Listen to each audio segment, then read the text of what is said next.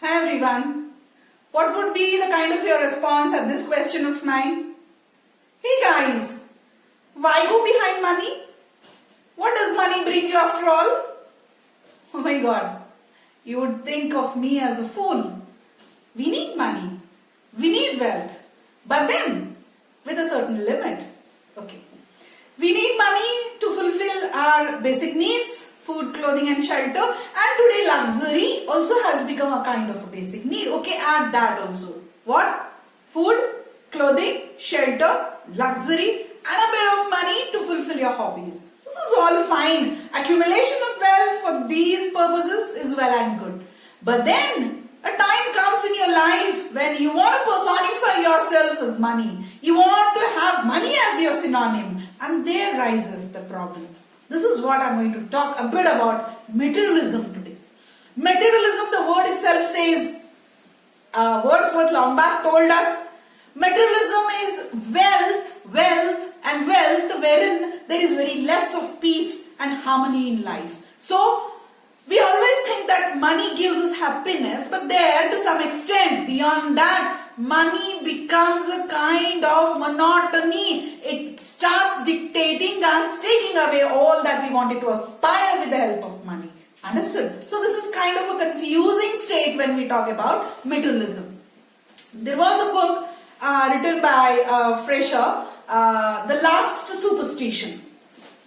You must read, this is a book on materialism. And before that, I would like to tell you, materialism is again a byproduct of neoliberalism. You wanted to become rich because of many reasons which I am going to discuss today. Got it? So in this book, The Last Superstition of Fraser, we have people calling themselves, these people not necessarily belong to the West or East, but these are people in general, this is the human psyche in general that says, since now we have become materialistic enough, since now materialism has become a religion, we want to say a kind of a big goodbye to the traditional religion that our parents or our ancients carried with them. That is, we want to embrace atheism as a religion. Got it? On one hand. On the other hand, with the kind of wealth you have, with the kind of wealth as the backing that you have, as a mentor that you want to have complete, rather total sexual liberalism. These are the two important things for which you're fighting now. This is how the kind of a first-hand narrative is found in the book The Last Superstition, which says man wants to achieve these two goals immediately. One, to become atheist and get rid of all those religious principles of the past tradition, and as a human being, like any other beast or human, you want to be completely liberated in sexual matters. You don't want any restrictions in this field. Got it? This is the big result of materialistic life, wherein you come today to call yourself scientific Homo sapiens. You are not just Homo sapiens. You are scientific Homo sapiens. You want to walk and follow scientific theories. Here the author questions us as readers. Do you think all the big line of sophists that we had behind us were fools? Socrates, Plato, Aristotle, Saint Augustine and so many sophists that followed, were they also fools? It was Aristotle who introduced us to arts, commerce and science equally. He didn't favor just one thing. Might be he defended arts because his mentor Plato had told him that arts is of no use. Might be there was an extra emphasis on arts, but it is he who brought us, or he focused on so many commercial and scientific theories. And he made us so much scientific in approach. He even told his disciple Alexander the Great to be scientific in approach in everything. Well, he was a philosopher. He talked so much of science. But then all these sophists also told us that along with the scientific world or scientific arena that we are thinking, we also should think that there is some power beyond this which controls everything. Science doesn't control science. There is some superpower which has given rise to all these things, and it is in accordance to that particular superpower that all these theories including science, flourish and run. So in a case there is an imbalance of understanding these theories as against the existence of a superpower, you are lost in limbo and you don't end anywhere. Why? We had scientists in those ages also. Did we have Galileo?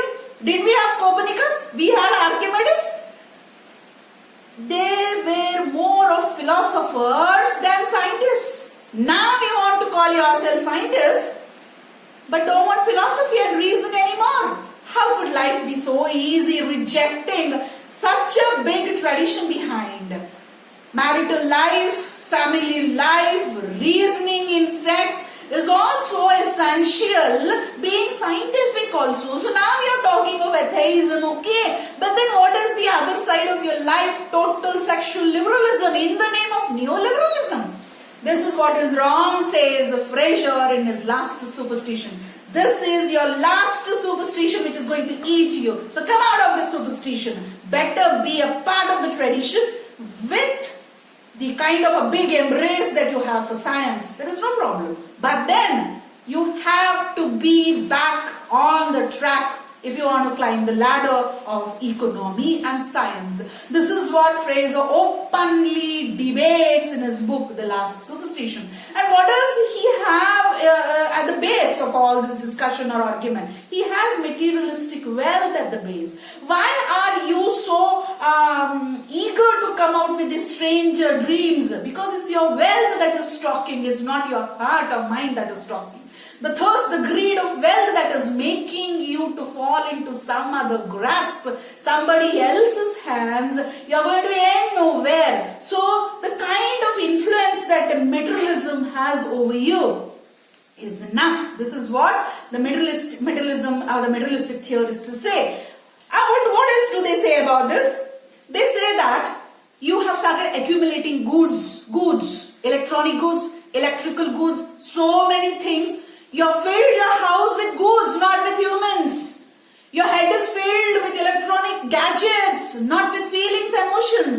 So it is you with the kind of materialistic approach. You're behind goods, and one fine day your house is so much full of goods that you kind of have an extra stuff in your house. Got it? Each house in this nuclear, in this so-called modern international world has extra stuff in the house. And what is this extra stuff? You keep buying one after the other. You buy 10 mobiles, you buy 10 computers, you buy 4 cars, you buy 3 bikes. Got it? You have 2 refrigerators, you have 5 TVs in your house. Got it? A time comes where will you send the extra stuff with the invention of the new things? What about the old things that are still in condition, that are still useful to you, they are still giving their best to you? What about those things? So where are we going to dump all these things is the recent American problem. What about the extra stuff? Where is the earth to deposit these surplus goods that are found in every house? Can you imagine? This is the byproduct of your materialistic thirst.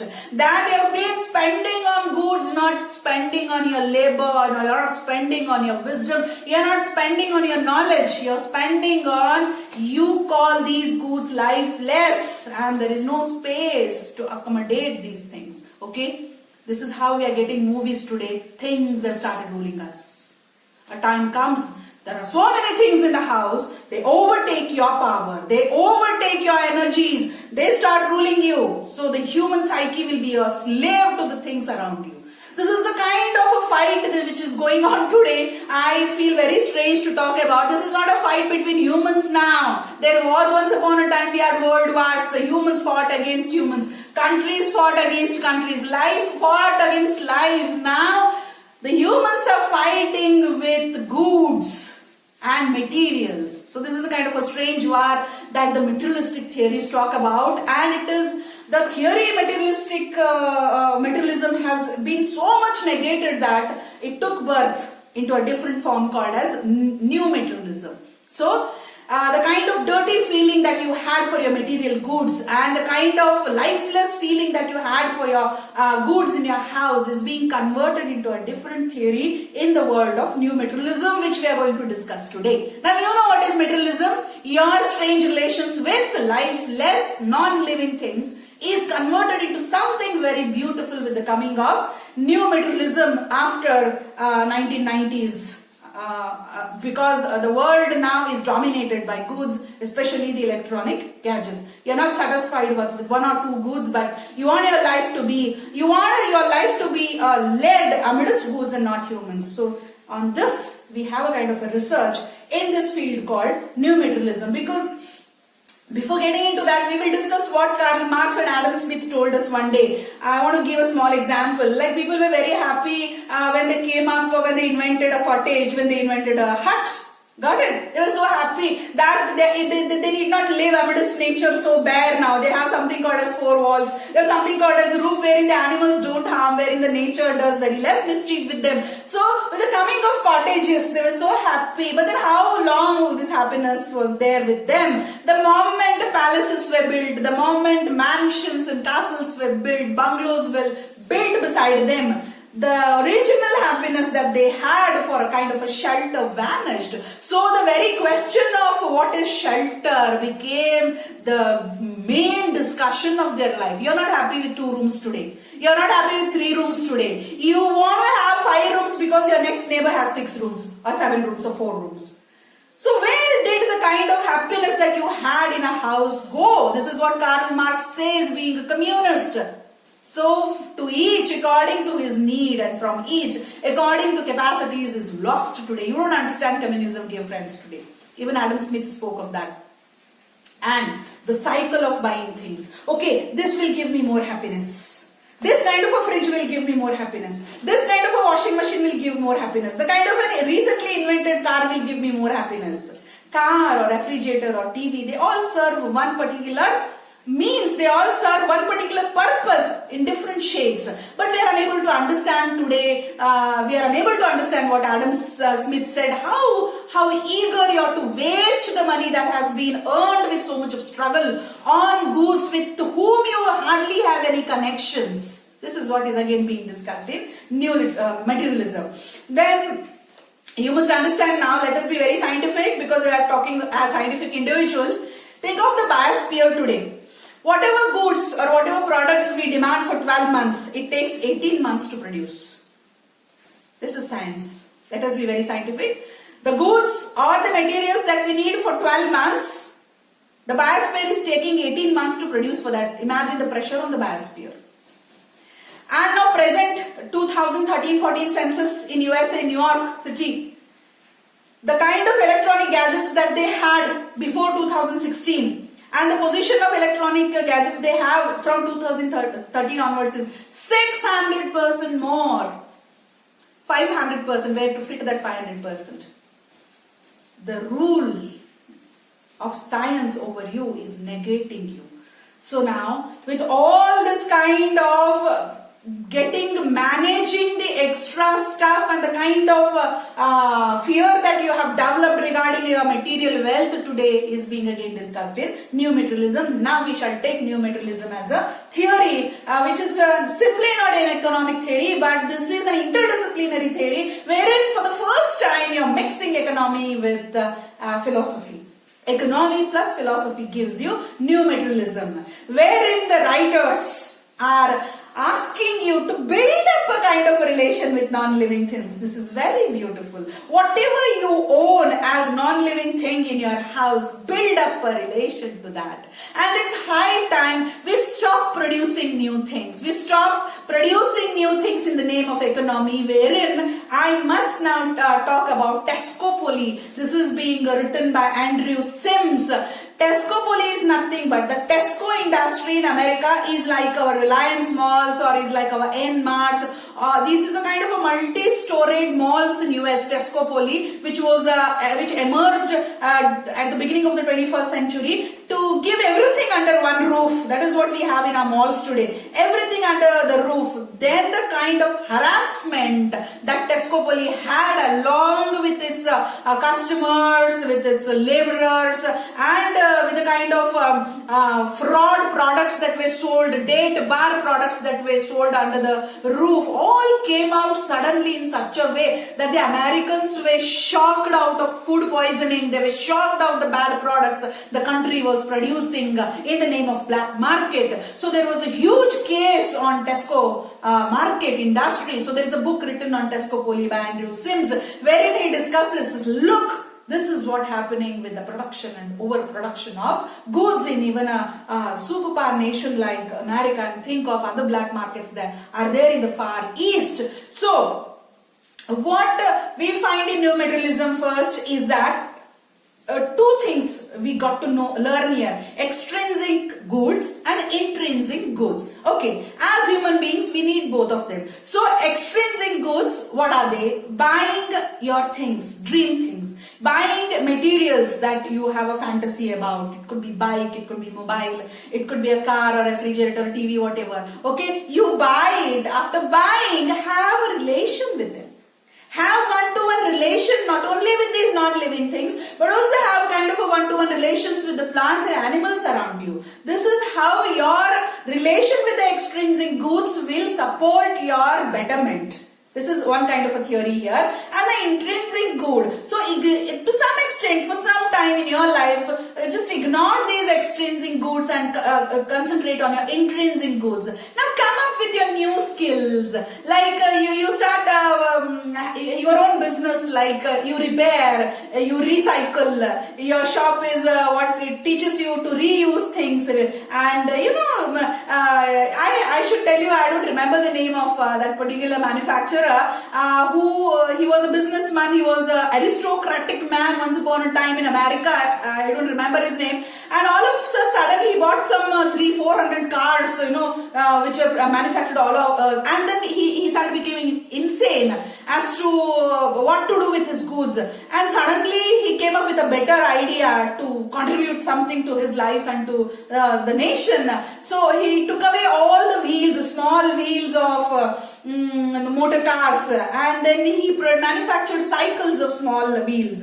And that was an era where cycle was so costly a thing, and the cycle industry was not that rich as we have now. So only rich people could own the kind of cycles that we have today. So now he came with cheaper cycles which had a small wheel, not a bigger wheel. Small wheels of car, and the kind of cycles that came out. So that later on was polished and became a kind of a sports cycle. And this is how he showed the world that his fantasies, greed for material wealth or for goods that he had, immediately was converted into a kind of one-to-one, a kind of a love relationship with his goods, and how his own goods, and the way he used to work with his cars or wheels, the kind of communication that he had, and the kind of fulfillment that he had, and how they used to give him a kind of a quality time is all mentioned in his own autobiography. So this is how such examples are being taught under new materialism, wherein you fall in love with your goods, like your books talk to you, your pens talk to you. So if you're very angry, you're using a pencil, it suddenly breaks. So what does that indicate? So the love that you give your pen or a pencil will definitely give you something good. So if you don't have faith on it, it will definitely give something bad to you. So this is how your intrinsic capacities with the goods should increase. Along with that, instead of spending so much of your quality time on goods, why not make new friends? Why not make some healthy jobs, come up with healthy jobs? Why not make some healthy groups or colonies today with special hobbies, with special passions, wherein there is a kind of recycling. This is how in India people have again formed a kind of a pleasure for traditional saris, for traditional jute bags, traditional chappals. So this is how we are going back to our culture. So this is the result of the new materialistic theory that people have started understanding now. We have many age-old handicrafts taking birth again, and especially the Hyderabad cotton mills and the Bangalore silk industry has come up again now with the kind of a modern, of course, an effect on it, but then it is just a kind of a recycling thing. So all the ugliness of the materialistic theory, the ugliness of your connectivity with the wealth and how it had affected your health should all be overtaken by your one-to-one beautiful relations with your lifeless things, which will immediately give life, because there is a philosophy behind it. As I told you, new materialism is just not a kind of an economic or social theory. It includes philosophy in it, because long back ancient people, age-old Iron Age people used to tell us that, oh, it is not just humans who have a liability to this universe. It's not just humans that they have rights over the flora, fauna, water, fire. Even the non-living things do have their own share and participation. Like there are mountains. What are mountains? Rocks, trees, and there are oceans, there are rivers. They own their importance. So they are related more than us to the nature, because it was they who came first on this earth and then we were created. So with this kind of an affinity that they have with nature, so you can't simply prick and throw them off. So there is nothing called as non-living thing on earth, because everything is being made by a human. So even human makes it with his hands, is simply giving life to that. So giving life and then calling it a non-human thing or a non-living thing or a mere good bought with certain wealth is all wrong, and that is why these goods are giving you a kind of a suffering that you have today. You become maniacs amidst goods. But once you understand the relation with them, you will minimize your passion, you'll minimize your needs. You won't be that comfortable to sell your old car, you won't be that comfortable to throw something in a dustbin. You'll think twice before doing that, because you've had a relation to it. So all your old books, all your old things should be there, at least in a kind of a museum. So this is how each of us has to contribute to the material world around us. Again, by material world I don't mean anything that you buy, but the non-living things or lifeless things that we call should have a kind of a communion with the human beings. And this is what has converted into literature also today. I would like to focus on one or two books here. What it's like to be a thing. This is the title of the book written by some American author, Bogost. Yeah, B-O-G-O-S-T. He has written a book called as Alien Phenomenology. That is, these are no more aliens to you. Are they coming from a different space? Are they coming from a different planet? Not definitely. They belong to the earth, so don't have a kind of an alien feeling for them. So imagine that you're a bug. Imagine that you're a pen. So imagine you're a kind of a sweeper. So in this entire book, it's like a story being told by books themselves. There was a book written long back by Jonathan Swift, The Battle of the Books, wherein books are talking to themselves because people have neglected certain areas. They stopped reading those books. So the books have a concern for that. They still exist. The knowledge still exists. In the same way, the goods are telling us through this book that you imagine what it is to be a shoe, how much trouble a shoe is. So this is the kind of family atmosphere that is created in that beautiful book by Bogost. What it's to be like a thing or alien phenomenology. And you have another book by Kathleen Stewart called as Ordinary Affects. The ordinary that you call affects you a lot and makes you quite richer intrinsically. So this is nothing, dear friends. In the 21st century, again, we are trying to grasp something what Shakespeare once upon a time, Spencer what told us, or Wordsworth told us. So we can't escape the nature around us and empower ourselves financially. So we have to give them at least some for 60-40 share, and this is how we can go together.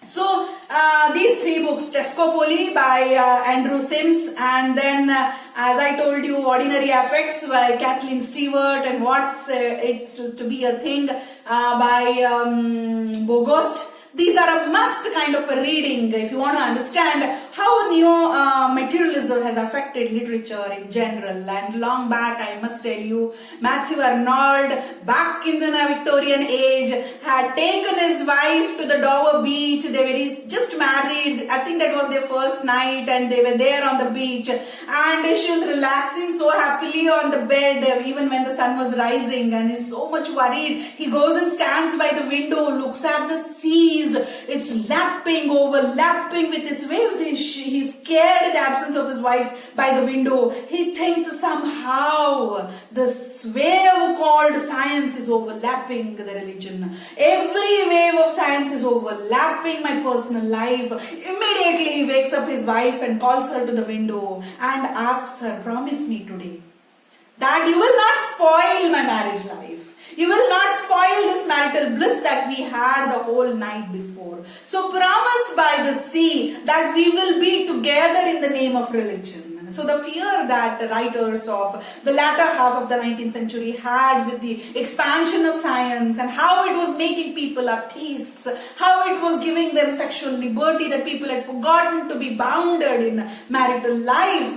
They were getting out of their family life in the name of neoliberalism, is all being back again in the new materialism theory. So high time we should read it and understand, dear students. Thank you.